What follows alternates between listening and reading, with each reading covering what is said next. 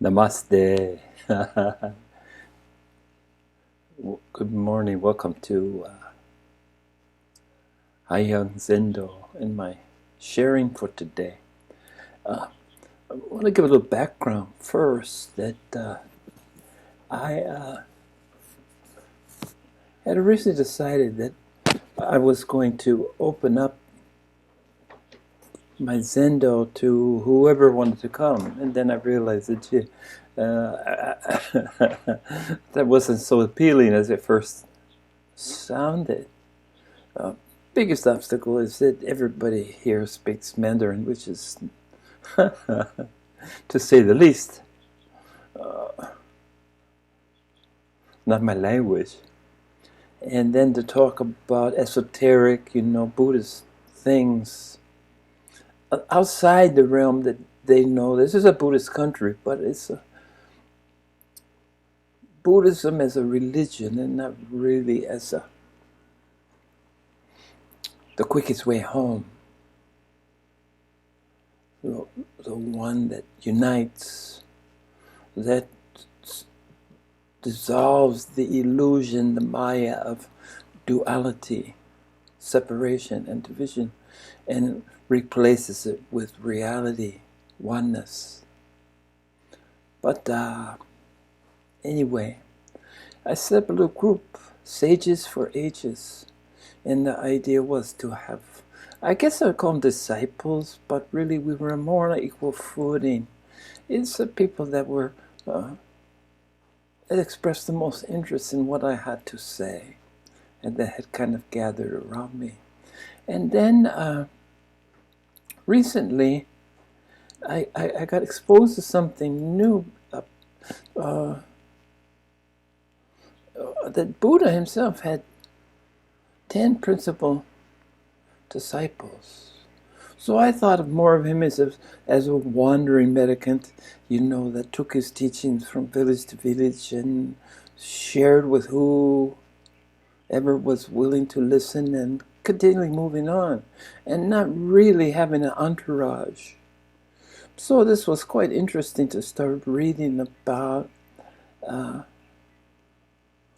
his disciples. And sometime, I don't know, recently, maybe the latest one, I talked about his minder, the person, and actually Buddha chose him to care for him. And he took care of all of Buddha's worldly needs. But he was, for 20 years, he had complete access to Buddha, and he came and went, and he was barely noticed by those who might have dismissed him as simply a servant. But it turned out that anything that we have today of Buddha's teachings is accredited completely to this minder, Ananda. I couldn't come up with his name last time because I said I didn't really need to know it. But when I started talking about these 10 disciples, I came with Ananda, and Ananda was the one that has such a good memory that he was able to put to writing, to put to word, all of the Buddha's teachings that are still with us to this today. So I wanted to say something. I wanted to read a little bit from Wikipedia about the 10 disciples.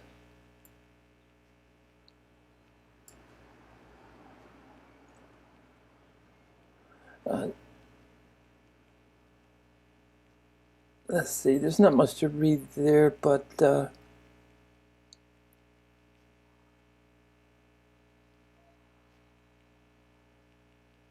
there's just been some evidence, some anecdotal evidence of their existence, some carvings in a cage. And they were the 10 wise ones. And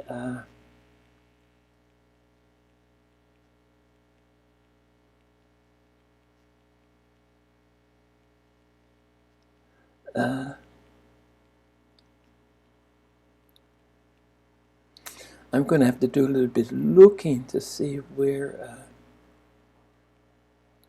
Oh, I know. Let's open up notes. So, it's from the information that was available to me. The first medicant, the first disciple that was enlightened and took over for the Buddha was a man called Mahakasyapa. And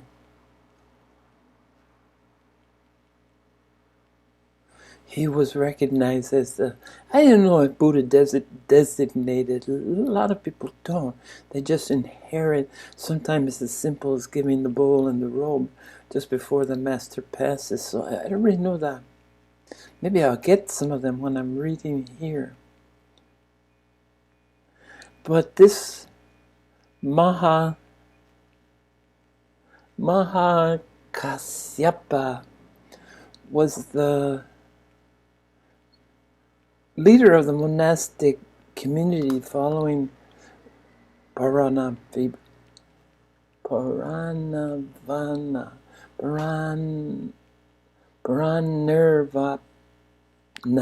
the death of the Buddha, presiding on the first Buddhist council. He was considered to be the first patriarch in a number of early Buddhist schools and continued to have an important role in patriarch and Chan and Zen traditions. In Buddhist texts, he assumed many identities. Okay, which was not uncommon.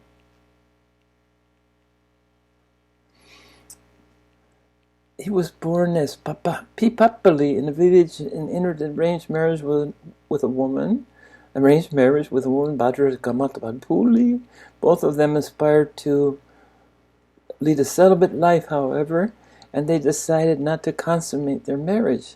Having grown really weary of the agriculture profession and damage it did, they both left the lay life behind to become mendicants.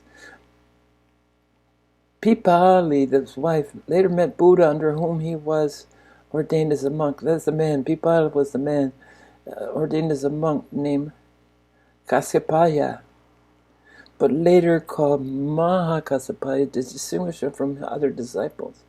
He became an important disciple of Buddha to the extent that Buddha exchanged his robe with him. There you go. Transmission. Robe and bowl is their only possessions, which was the symbol of transmittance of the Buddha's teacher. He became foremost in ascetic practice and attained enlightenment shortly after. So again, Buddha passed. And this is the Buddhists don't create Buddhists. They create the environment. They lead. They create the example. They give the dharma. They open up the door to other people who are willing to do the work and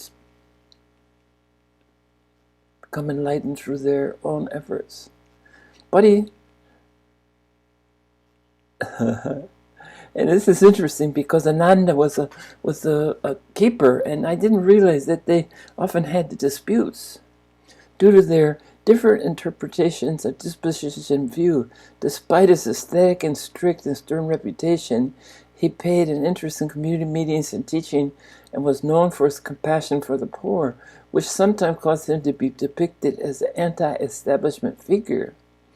He had a prominent role in the cremation of Buddha, acting as sort of the eldest son of Buddha, as well as leader in the subsequent First Council. He is depicted as hesitantly allowing Ananda to participate in the council, chastising him afterward for a number of offenses the latter was regarded to have committed.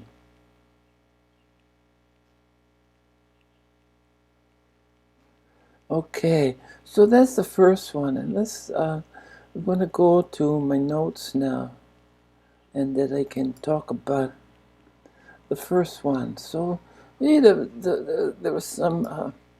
Now, legend has it this council that was directed by the first patriarch. Ananda wasn't allowed inside because he was enemies with they didn't get along. They didn't see eye to eye with the first patriarch.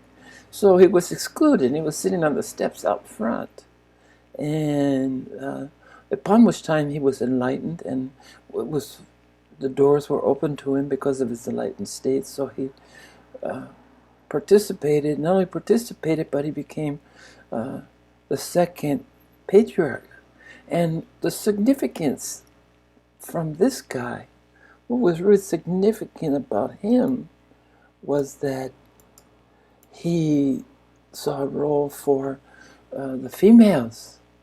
They could become nuns and eventually could become Buddhas. And it was quite revolutionary in his patriarchic days. And I'm sure this put him at odds. But he felt that his understanding of Buddha's teachings couldn't exclude 50% of the population. Quite the contrary, one of Buddha's precepts was that was available to each and every one of us. So, and this is a Hindu tradition of the Buddhist lineage, okay? And not to be distinguished from Chan and Zen lineage. Chan's lineage was actually the 28th patriarch, the last patriarch in the Hindu Zen tradition was Bodhidharma, Dhammo. And he's the one he's a Persian, Persian because he wasn't, he looked different. He had blue eyes allegedly, and his parenthood seemed to be different than those around him. He didn't look like a typical Indian of his time. And he became the first patriarch in the Zen tradition, in the Chan, the Chinese tradition, because he traveled to China and introduced Buddhism to China. So he celebrated as the first patriarch. And they went all the way up to sixth patriarch. Wei Ning was the next one of real note in the Chan tradition. Wei Ning was one of my favorite souls and spirits. And one of the things I celebrate about Wei Ning, the sixth patriarch in the Chan tradition, is that the Chinese tradition, when I say Chan, was that he was a simple man without education. And he won the contest with creating the best koan. I'm going to disappear here for a second as I let the kitty out.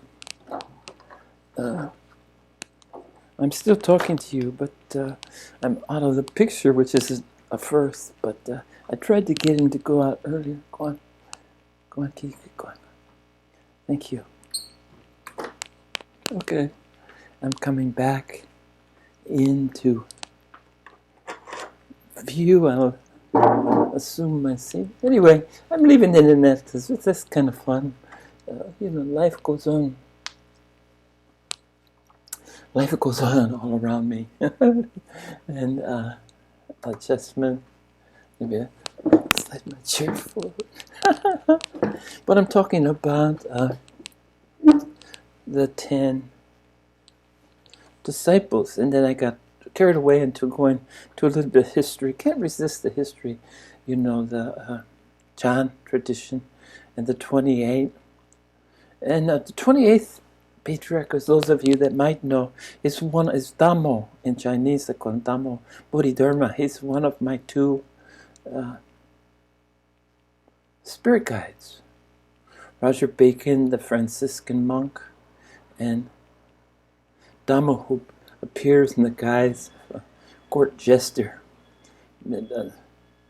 middle-aged Western court jester, dressed up in a costume, somersaulting, and talking all the time. And every word he said is a gem if you listen to him carefully, if you can keep up with a non-stop. And then Roger Bacon is a 7 foot tall, footless, by the way, hooded like me, but can't ever see his features, who never has spoken a word that I'm aware of. Maybe he took a vow of silence, which I consider a lot of the times, to tell you the truth. Okay, so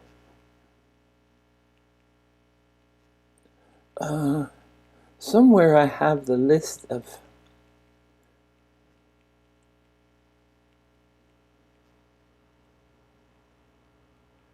I talked a little bit about Ananda and letting the females in, and here I'm trying to talk about, I don't know if I should try to name them. I don't think it's important. It's all this is what's taken from history and remembered from history.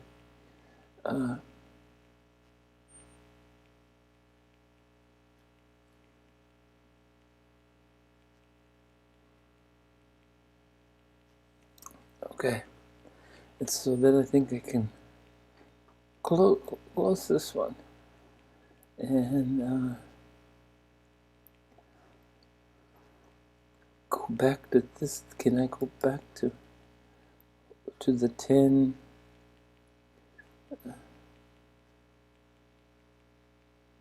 So I talked about the first of his. He would become a Buddha, but what I wanted to talk about is the 10 Buddha's 10 disciples.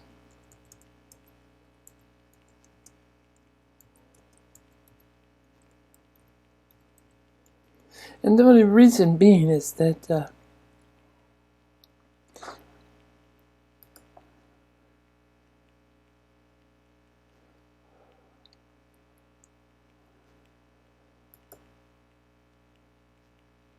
I'm getting there. A group of 10 of the most famous disciples.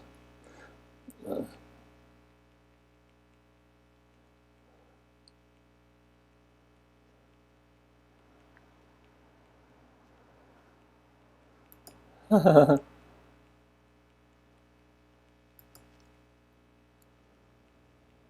this kind of led me back to where, again, I probably won't. Let's try. Here's the 10.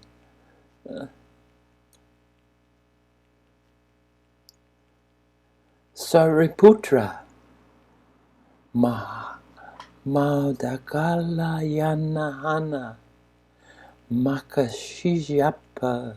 I think he became the first patriarch, the inheritor of the robe that the Buddha passed down to him. Puma Maitreya Punutra Katayana Arudayana Upale Riputa Ananda. Okay, I kind of butchered their names, but the reason I'm even talking about this is that even the Buddha, who I thought had, thousands and tens and thousands and even hundreds of thousands of people after his 40 years of teaching that would follow him. And really it boiled down to the 10. It boiled down to the 10 disciples. So my sages for ages, even a man as great as the Buddha, the original Buddha, even though we call him the historical Sakyamuni, Gautama, Siddhartha, the first Buddha was his historical note, but who found the founder of Buddhism? And remember when I remind you once again that Buddha never said become a Buddhist. He said become a Buddha. Just as Christ never said become a Christian. He said become a Christ. So if you listen to the two founders, Buddhism and Christianity are nonsense according to the people that are credited with founding them. Buddha didn't want followers. Christ didn't want followers. Christ didn't want a book with red words, the King James Version, with red words that were supposed to be his words, that had literally nothing to do with his words as they've been through anywhere from 30 to 100 translations. And then they say, people say, oh, this is exactly what Jesus said. Well, in English? Give me a break. Those of you that know anything about language, just translate from Chinese to English or from English to Chinese and look how much you lose. And then you do it times 30 or even as many times as 100. Oh, yeah. Arabic, I don't know what dialogue Rick Christ spoke. And just as Buddha spoke in the local dialect Pali, I think, the local dialect that he was born into. So this idea that you've got to take the Buddhist canons and the Buddhist sutras in the same. Look at not the exact words, but look at the message that was trying to be passed. And I think if you look at the Bible those lenses of trying to understand that teachings, get the kernel of the teachings to help you in your own self-exploration. The same goes to the sutras and the canons, and before that, the Upanishads and the Vedas, even before the Upanishads. So words are just words. Now I got the little kitty. I'm going to take a pause, and this is Kitty Day. Little kitty wants in. Big kitty wanted out. I'm still talking to you. Let's see if she'll come in. You coming in, or you just making trouble? Okay. Big kitty out, little kitty in. I'm working my way slowly back to. This is a first, and it's really fun. I'm having fun this morning because we're getting near the end of my 333 minutes. Excuse me while I get adjusted and get my camera, make the tip of the head. I'm in my happy hoodie. Getting near the end. So it's really fun to do something different. And I got Kitty over there, little kitty on a chair. I just read somewhere that, Eckhart Tolle, someone that, I have mixed, I haven't personally followed him, but there's a lot of people that I trust that do. And he said he's lived with several Buddhas, and all of them are cats. And I just like that. He lived with two Buddha cats. And they're not always on the best behavior. The little one is a rascal. The big one just wants to eat. That's why he's the big boy. I'm trying to adjust myself and talk to you at the same time. I like the strings to be even. Did I get it? Okay. Straighten out. No cosmetic. Boy, this is warts and all. Here you go. But really the foundation, the purpose of this sharing is to see that, hey, I kind of stumbled on something. This happens to me a lot. I just kind of come across something and say, I'm better suited to work with a small group and really concentrate on them. And people that are willing to work with me, willing to listen to me, and that gives some credence to my story, my sharing, my enlightenment, my awakening, and like me personally, and I love them. And after I'm done with this 333, this is 105, so that means only 6 more after this. And I'll concentrate solely on them, and I'll do more and more quiet time, less talking. I'm talked out. I got 6 more 33-minute videos in me. In fact, I got most of them planned out. So they probably won't be as all, hopefully, be a little more together than today's. But I think it's fun. I'll watch this later and see what I think. But I think disappearing off the screen, as long as I was talking. Anyway, just dealing with life. Dealing with kitties. So I stumbled across something. It's so funny that I stumble. I just stumble, it seems, even though I'm guided. Obviously, I'm not the created to stumble, but to find the 10 disciples of Buddha. And then Jesus had 12, and I talked about Mastermind, and where the sum is greater than the sum of the parts is greater than the whole. That this synergy of minds working together creates something bigger and greater, and called mine a Mastermind, Sages for Ages. And I'll be working with that group and preparing them to go off on their own, to discover to awaken, to remember the forgotten on their own.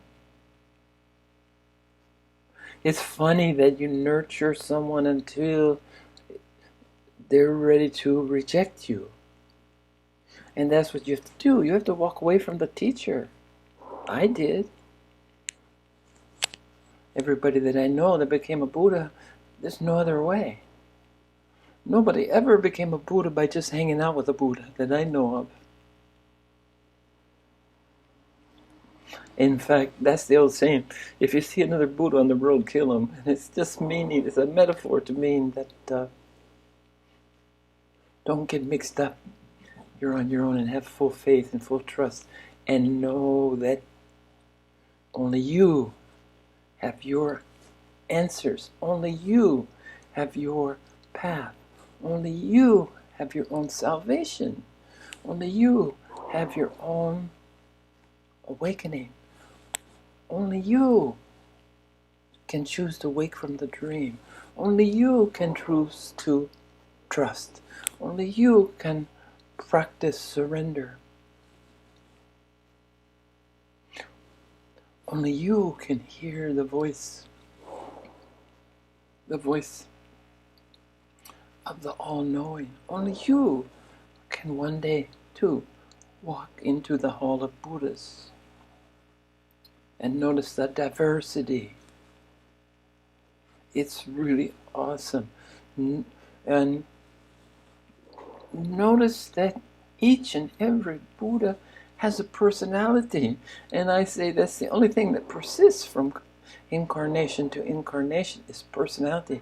And it seems quite strange. It's a little bit baffling to me, to be honest, why of all things that our personality would remain. Why is that the constant? In the sea of constant changes. Even though my metaphor of the ocean and the wave crashing against the rock and the dots being individual life and going back into the source in the ocean in this sense and becoming the same as every other drop. Yet somehow through some miracle, when you do choose, when you are led, when you're given the opportunity, however you want to look at it, or the need to go back into samsara, the wheel of suffering, to work on some karmic debt, to work on some relationships, to work on personal shortcomings, to atone. Atone means at one, right? To become at one. You must superficially join the Maya of duality and become a separate entity. But how? Out of that ocean and all the drops, how does your personality find you? It's one of those answers that is beyond my pay grade. And it's not really important. I just was gifted with this understanding of and given opportunities to see other Buddhas and to understand.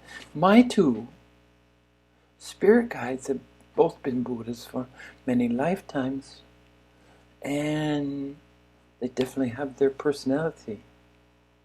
My own teacher,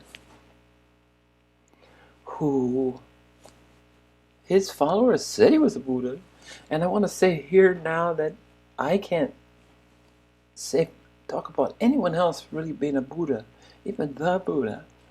I can talk about myself because I experienced it and I have no doubt, and I lived it.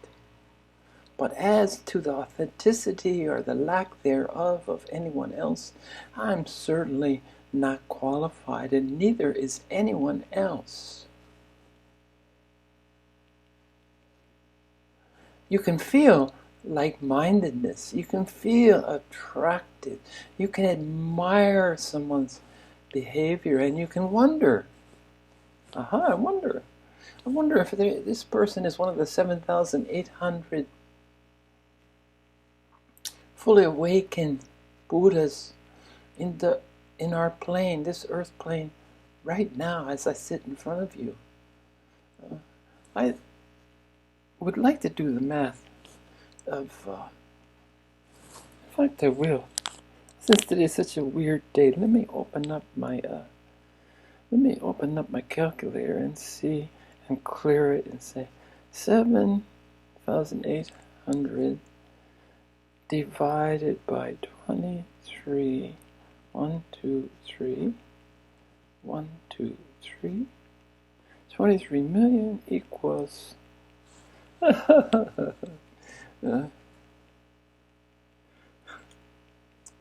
here's how many are here. 0.00033 good 913. So let's what percentage of a. Oh, that's not even, my math isn't even correct. I'd have to 7,800. Anyway, let's not do math. My math is.